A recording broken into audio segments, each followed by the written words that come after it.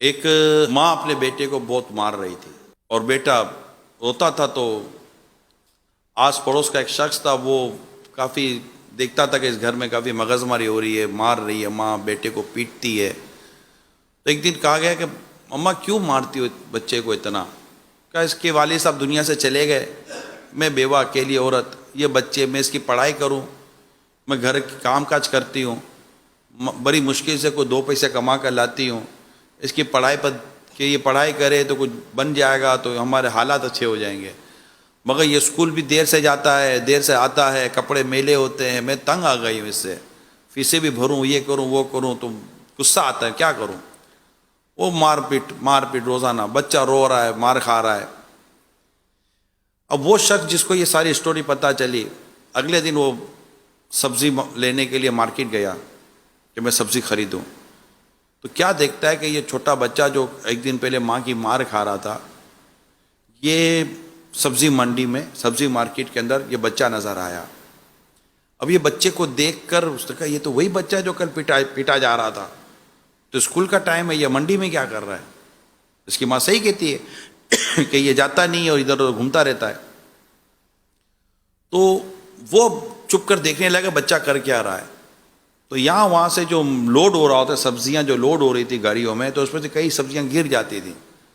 वो सारी सब्जियाँ जमा करता था और जिनकी होती थी ना उनसे वो सारी तरकीब बना लेता था ना, जिस दुकानदार की गिरती थी बना लेता था। फिर वो सब्जियों को जमा करके अपनी थैली में भरकर किसी दुकान के कोने में जाकर बैठ जाता फुटपाथ पर और सब्जियां बेचा करता था।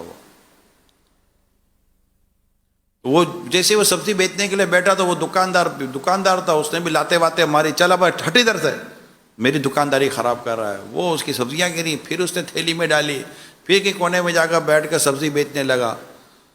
और फिर जैसे ही वो सब्जी बेच दी तो उसके जो पेमेंट थी, वो पेमेंट उसने जिसको करनी थी की। अब वो आदमी उसको फॉलो कर रहा है कि यार स्टोरी क्या है। अब स्टोरी ये है कि वो जैसे स्कूल गया तो अब लेट पहुंचा दोबारा, और हस्बे रिवायत जो हमारी रिवायतें चल रही हैं स्पेशली इंटीरियर के अंदर, तो उस्ताद साहब देखा हाथ निकालो, हाथ निकाले, उसकी मार पड़ी, वो रोया। तो वो आदमी उसको हमदर्दी पैदा, बोला सर क्यों मार रहे हैं आप इसको? कहा ये रोजाना लेट आता है, इसको रोज मारो रोज लेट आता है, रोज मारो रोज लेट आता है, बंदा है गधा है, मानता ही नहीं है कोई बात। अच्छा, अब उसकी समझ में तो सारी कहानी आ गई थी कि ये है क्या। अब उसकी हमदर्दी, हालात इंसान को किन चीज़ों पर उभार देते हैं, किन चीज़ों पर मजबूर कर देते हैं। अगले दिन उसने मतलब उस वक्त से टीचर को कहा कि आप एक काम करें, मैं आपको इंशाल्लाह इसके ताल्लुक से कुछ बयान करूंगा। अगले दिन इसकी माँ ने भीरे से मारा पीटा, वही कपड़े मेले करके और सारा हिसाब किताब बनाकर वो गया था। उससे इसकी अम्मा को कहा कि उसको मारो नहीं, मेरी बात सुनो, मैं आपको कुछ बताना चाहता हूँ। फिर वो बच्चा सुबह जब स्कूल के लिए निकला तो उसने इसकी अम्मी को कहा कि आप फना जगह पर आकर देखे क्या हो रहा है। तो इसकी माँ आए, बोला अब देखो दोबारा कहीं इसकी शिकायत आएगी फिर मार पड़ेगी इसको। तो उसकी माँ कहीं चुप कर अब देख रही थी बेटा क्या कर रहा है।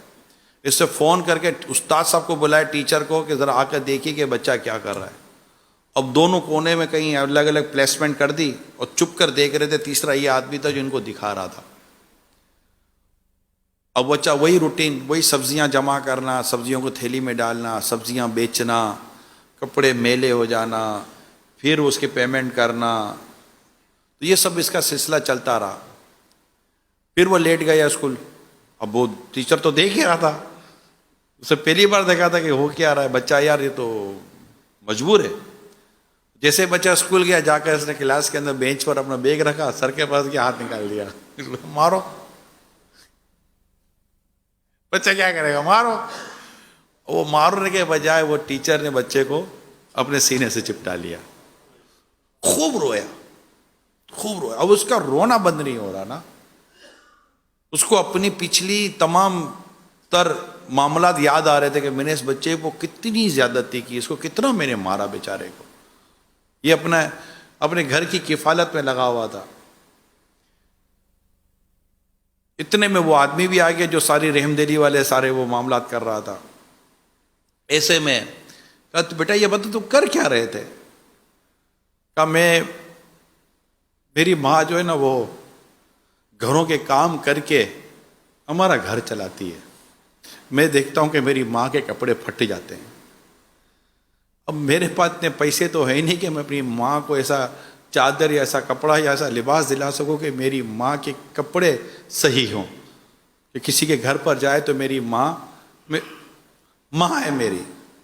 तो मैं यूँ सब्जियाँ बेचकर ये सब करा कर पैसे जमा करता हूँ, और आज मुझे उस शख्स ने ये कपड़ा दे दिया है जिसके लिए मैं अपनी माँ के लिए एक सूट सिलाऊंगा। कहा बेटा फिर इसकी पेमेंट कहाँ से करो? कहा भाई इसी तरह सब्जियां बेचता रहूँगा, फिर सिलाई के पैसे दूंगा और अपनी माँ के लिए मैं एक लिबास दूंगा ताकि मेरी माँ अपने बदन को सही छुपा कर लोगों के घरों के काम कर सके।